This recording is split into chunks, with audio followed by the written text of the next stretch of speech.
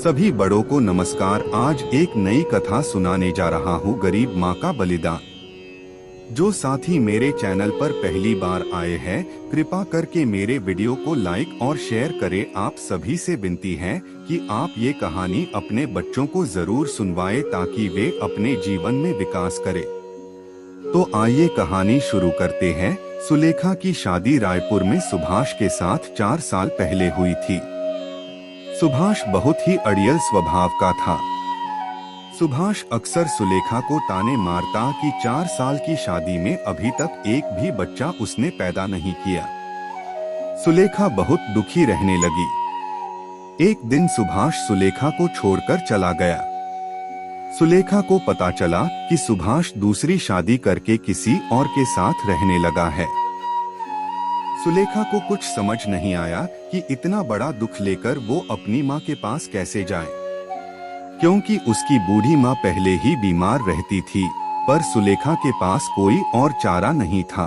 वो अपनी माँ के घर चली जाती है। सुलेखा की माँ, बेटी तू अचानक क्या हुआ?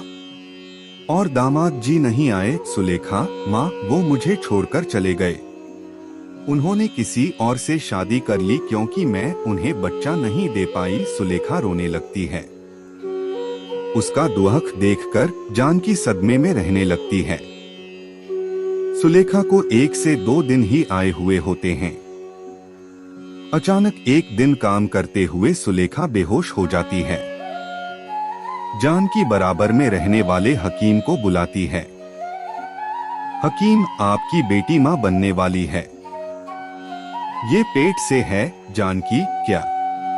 हकीम जी, मेरी बेटी माँ बनने वाली है। सुलेखा, माँ मैं क्या करूँ? मेरा जीवन एक ऐसे दोराहे पर आकर खड़ा हो गया है जिसमें पीछे मुड़ने का कोई फायदा नहीं। मुझे अब इस बच्चे के लिए खुद जिम्मेदारी संभालनी है। एक गर्भवती माँ का प्यार मेरे बच्चे को माँ बाप दोनों का प्यार देगा। सुलेखा के साथ जो भी गलत हुआ था वो उसे दोबारा याद नहीं करना चाहती थी। धीरे धीरे दिन बीतने लगे। सुलेखा को पैसों की जरूरत थी, इसलिए वो घरों में चौका बर्तन का काम करने लगी। सारा दिन घरों में काम करके वो थकी हारी घर लौटती थी। गर्भवती होने के कारण उसे काम करने में तकलीफ तो होती थी, पर उसे बच्चे के लिए मेहनत करनी थी। 9 महीने बाद सुलेखा एक बेटे को जन्म देती है। बेटे को देखकर सुलेखा की आंखों में खुशी के आंसू आ जाते हैं। बेटे के जन्म से मानो उसे जीने का सहारा मिल जाता है, पर सुलेखा की माँ उम्र और बीमारी के चलते बेटी का साथ नहीं निभा पाती। सुलेखा की माँ का देहांत हो जाता है। सुलेखा माँ के बिना अधूरी हो गई थी। सुलेखा ने दोबारा काम पर जाना शुरू कर दिया। अब वो बेटे सुमित को भी काम पर साथ ही लेकर जाती। एक दिन, मालकिन, सुलेखा तुम ये छोटे बच्चे के साथ काम पर आती हो। सारा ध्यान तो तुम्हारा इसकी देखभाल में ही लगा रहता है। ऐसे तो तुम कोई काम नहीं कर पाओगी। ऐसा करो, तुम अपना हिसाब कर लो, कल से काम पर मत आना। सुलेखा, अब मैं क्या करूं? मेरे सारे घर धीरे धीरे छूट गए, पैसे भी खत्म हो गए। मुन्ना रो मत, मैं तेरे लिए अभी दूध लेकर आई। सुलेखा, भैया थोड़ा सा दूध मिलेगा, मेरा बच्चा बहुत भूखा है। दुकानदार, मुफ्त में तो मैं तुझे दूध नहीं दूंगा। हाँ, एक काम कर, वो जो दूध के बड़े डिब्बे रखे हैं ना, वो सारे डिब्बे अच्छे से धो दे और बदले में अपने बच्चे के लिए दूध ले जा। सुलेखा सारे डिब्बे धो देती है और अपने बेटे सुमित को दूध पिलाती है। मुश्किल भरे दिनों में भी एक माँ ने अपना साहस नहीं खोया था। एक रात जब सुलेखा अपनी झुग्गी में सो रही होती है, पड़ोसी, अरे उठो उठो सब, बस्ती में आग लग गई है। झुग्गियों से बाहर आओ सब। पड़ोसन, सुलेखा, ओ बेटी सुलेखा जल्दी से बाहर आ, झुग्गियों में आग लगी है। सुलेखा, अरे झुग्गी में आग कैसे लगी गई? अब मैं बाहर कैसे निकलूं? अरे मेरा बच्चा, मैं कैसे जाऊं इस झुग्गी से बाहर? दरवाजे पर तो आग है। ये चादर लपेट देती हूँ मुन्ना को। सुलेखा जैसे तैसे सुमित को बचाते हुए झुग्गी से बाहर निकलने लगती हैं। तभी एक जली लकड़ी सुलेखा के मुंह पर गिर जाती है। सुलेखा अपनी परवाह किए बिना सुमित को झुग्गी से बाहर सुरक्षित ले आती है, पर सुलेखा का मुंह एक तरफ से आग की वजह से जल जाता है। सुलेखा के पास इतने पैसे नहीं थे कि वो अपने चेहरे का इलाज करवा पाए, इसलिए उसका चेहरा देखने में भद्दा हो जाता है। पर सुलेखा इस बात की बिल्कुल परवाह नहीं करती। उसे यही सुकून होता है कि उसने अपने बेटे की जान बचाई और भगवान की कृपा से उसके बेटे को कोई नुकसान नहीं पहुंचा।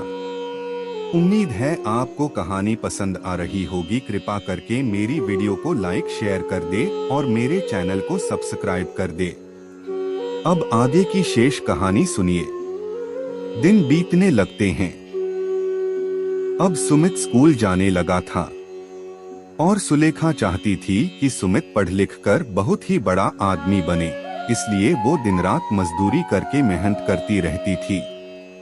एक दिन सुमित, अरे राजू आजा, रुक, मैं अभी अपनी कॉपी लेकर आया, तब तक तू कमरे में बैठ। राजू, नहीं सुमित, तू मुझे कॉपी यहीं दे दे, मैं अंदर नहीं आ रहा। वो तुम्हारी माँ को देखकर मुझे बहुत डर लगता है और रात को नींद भी नहीं आती। उनका चेहरा बहुत ही डरावना है। सुमित, अच्छा ठीक है। राजू, सुलेखा, अरे सुमित, तुम्हारा दोस्त राजू आया था, पर घर के अंदर क्यों नहीं आया? सुमित, वो आपके डरावने और बदसूरत चेहरे से घबराता है। सिर्फ वही नहीं, मेरे सारे दोस्त आपका इतना खराब चेहरा देखकर डर जाते हैं, मानो किसी भूत को देख लिया हो। तभी मेरा कोई दोस्त मेरे घर आने के लिए हाँ नहीं बोलता। आपकी वजह से मुझे बहुत शर्मिंदगी महसूस होती। माँ, पता नहीं मेरी जिंदगी में ऐसी माँ क्यों लिखी है। लोगों की माँ बहुत ही सुंदर होती है, पर मेरी माँ बदसूरत क्यों है? सुमित गुस्से में कमरे से चला जाता है। सुलेखा रोने लगती है, पर वो उस वक्त कुछ नहीं बोलती। समय ने अपनी चाल पकड़ी और सुलेखा की मेहनत से सुमित पढ़ लिख कर एक ऑफिस में नौकरी पर लग गया। सुलेखा को लगा कि शायद अब उसकी किस्मत के दिन पलटने वाले हैं। सुमित की नौकरी लग गई है और अब वो घर का खर्च भी उठाएगा और सुलेखा को आराम मिलेगा और वो बेटे का सुख भोग पाएगी। सुमित अपने ऑफिस की लड़की राशि से शादी कर लेता है। सुलेखा बेटे की खुशी की खातिर कुछ नहीं बोलती। एक दिन सुमित ऑफिस के काम से बाहर गया होता है। राशि अपनी कुछ सहेलियों को घर पर बुलाती है। राशि, माँ जी, आज मेरी कुछ सहेलियां लंच पर आ रही हैं। आप प्लीज उनके सामने अपना ये बदसूरत चेहरा लेकर बिल्कुल मत आना, वरना मुझे सबके सामने शर्मिंदा होना पड़ेगा। एक काम करो, आप अपना मुंह ढक लो जिससे कि मेरी सहेलियों को आपका चेहरा नजर नहीं आएगा। आप जल्दी से सारा लंच बनाकर रख दो, तब तक मैं तैयार होकर आती हूँ। मेरी सहेलियां आने ही वाली होंगी। बेचारी सुलेखा कुछ नहीं बोलती और उदास मन से रसोई में खाना बनानी चली जाती है। दोपहर में राशि की सहेलियां लंच पर आती हैं और खाना खाने बैठती हैं। तभी सुलेखा वहां सब्जी का कटोरा लेकर आती है और जब वह एक लड़की को सब्जी देने लगती है, सहेली पूछती है, ये कौन है? राशि, अरे ये मेरी नौकरानी है। सहेली कहती है, अच्छा तो खाना इन्होंने बनाया है, बहुत ही स्वादिष्ट खाना बनाया है आपने। राशि के मुंह से नौकरानी सुनकर सुलेखा घबरा जाती है और उसके हाथ से सब्जी लड़की के कपड़ों पर गिर जाती है। लड़की सुलेखा का मुंह देख लेती है और डर जाती है। उसकी चीख निकल जाती है, सहेली, कितना बदसूरत चेहरा है, मुझे नहीं खाना इनके हाथ का खाना। फ्रेंड्स, आपने इनका चेहरा देखा है? अगर देखोगे तो 10 दिन तक सो नहीं पाओगे। राशि, अरे ऐसे कैसे तुम लोग जा सकती हो? खाना तो पूरा खाकर जाओ सहेली। नहीं, हमें अब भूख नहीं है, हम लोग अब चलते हैं। राशि गुस्से में कहती है, करा दी ना मेरी बेइज्जती मेरी सहेलियों के सामने। मैंने कितनी बार कहा था अपना ये मनहूस चेहरा मेरी सहेलियों के सामने बिल्कुल मत लाना, पर आपने मेरी एक नहीं मानी। आने दो सुमित को, मैं अब इस घर में एक पल भी नहीं रह सकती। सुमित के आने के बाद राशि तरह तरह की बातें बनाकर सुलेखा के खिलाफ उसे भड़काती है। राशि, सुमित, अब मैं एक पल भी इस घर में और नहीं रह सकता। अगर तुमने अलग रहने का फैसला नहीं लिया तो मैं तुम्हें छोड़कर अपने मम्मी पापा के घर चला जाऊंगा। सुमित, माँ, हम और अब आपके साथ नहीं रह सकते। हमारा भी अपना जीवन है, हमारा भी अपना अलग परिवार बनेगा। जब हमारे बच्चे होंगे और आपका ये बदसूरत चेहरा देखेंगे तो शायद वो भी शर्मिंदा होंगे। इसलिए यही सही रहेगा कि हम आपसे दूर हो जाएं। सुलेखा, पर सुमित बेटा, मैं तुम्हारे बिना कैसे रहूंगी? मेरा तो जीवन ही तुमसे है बेटा। मेरी तो हर सुबह हर शाम तुम्हें देखकर ही होती है।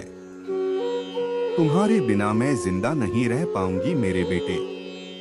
मुझे छोड़कर मत जाओ। सुमित सुलेखा की बात को नहीं मानता और राशि के साथ अलग घर में रहने चला जाता है। सुलेखा सुमित के जाने से बहुत दुखी हो जाती है। सुमित के बिना जीवन काटना सुलेखा के लिए एक सजा थी। एक सुमित ही तो था जो उसके जीने की आस था।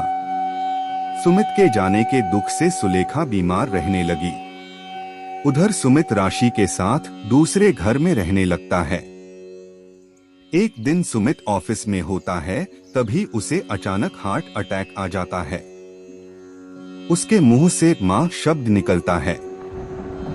सुमित, मां, बहुत दर्द हो रहा है। सुलेखा सुमित के गम में बेहोशी की हालत में उसे याद कर रही थी।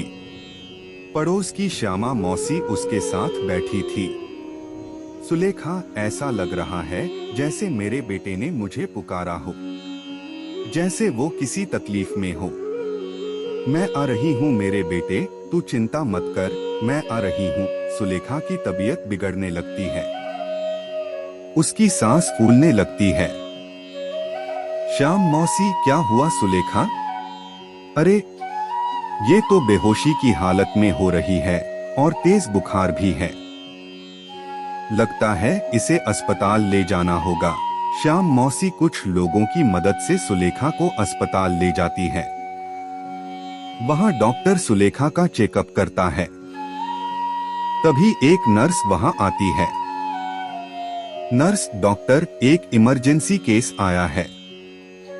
कोई मिस्टर सुमित है, उनकी वाइफ मिसेज राशि उनके साथ है। सुलेखा, मेरा बच्चा सुमित। सुलेखा, डॉक्टर, पहले आप उन्हें देखो, मेरी चिंता मत करो। डॉक्टर सुमित को देखने लगता है। वो राशि से कहता है, डॉक्टर देखिए, हमें जल्दी ही एक हार्ट की जरूरत है। इनका हार्ट पूरी तरह से डैमेज हो रहा है। अगर इनका हार्ट नहीं बदला गया तो इनकी जान भी जा सकती है। राशि रोने लगती है। सुलेखा उसे रोता हुआ देख लेती है। वो नर्स से कहकर राशि को अपने पास बुलाती है। सुलेखा, राशि, रो मत बहू। मेरे होते हुए मेरे बच्चे पर आंच भी नहीं आ सकती। तुम चिंता मत करो। राशि रोते हुए सुमित के पास चली जाती है। सुमित की तबीयत का सुनकर सुलेखा की तबीयत बिगड़ने लगती है। उसकी सांस फूलने लगती है। वो डॉक्टर से कहती है, सुलेखा, डॉक्टर, मुझे पता है मैं अब नहीं बचूंगी। आप मेरा एक काम करना, मेरा ये दिल मेरे बच्चे को दे दो। मेरे सुमित को बचा लो। कुछ समय बाद सुमित की तबीयत में सुधार आता है। Doctor, oh good mister Sumit, अब आप कैसा फील कर रहे हैं? राशि, आप बिल्कुल खतरे से बाहर हैं। डॉक्टर ने कहा है आपको कुछ ही दिनों में छुट्टी मिल जाएगी। सुमित, राशि, मुझे किसने बचाया? मुझे बताओ। उनका मुझ पर एक बहुत बड़ा एहसान है डॉक्टर। सुमित, आपकी माँ अस्पताल में थी जब आपको लाया गया। उनकी तबीयत बहुत ज्यादा खराब थी। जब उन्होंने आपके बारे में सुना, आज जो दिल आपके अंदर धड़क रहा है वो आपकी माँ का है। सुमित, माँ, इतना बड़ा बलिदान मुझ पापी के लिए। क्यों माँ, क्यों? मुझे माफी मांगने का हक भी नहीं दिया। माँ, मेरी जिंदगी बचाने के लिए तुमने अपनी पूरी जिंदगी लगा दी। माँ, मुझे माफ कर दो। माँ, मुझे माफ कर दो। श्यामा मौसी। सुमित बेटा, तुम अपनी माँ के बलिदानों का कर्ज जीवन भर नहीं चुका सकते। तुम अपनी माँ के जिस चेहरे को बदसूरत कहते थे, उस चेहरे पर जले का निशान बचपन में तुम्हें आंख से बचाते हुए सुलेखा को मिला था। वो खुदा की चपेट में आ गई थी, पर तुम्हारी माँ ने तुम्हें कुछ नहीं होने दिया। सुमित श्यामा मौसी की बात सुनकर बहुत रोता है। राशि भी अपने किए पर बहुत दुखी थी। सुमित गंगा घाट पर माँ की अस्थियों को प्रवाहित करता है और हाथ जोड़कर क्षमा मांगता है।